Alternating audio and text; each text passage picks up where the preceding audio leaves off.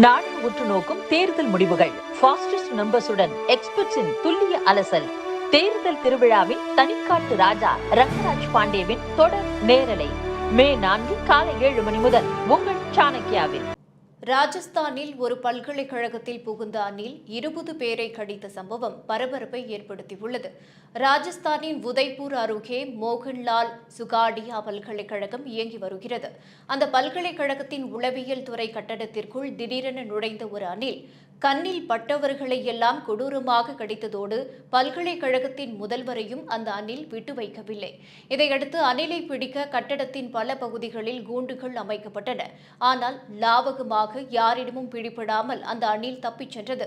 இதனால் உளவியல் துறை கட்டடத்தின் அருகே செல்வதற்கு கூட பல்கலைக்கழக மாணவர்களும் பணியாளர்களும் தயங்குகின்றனர்.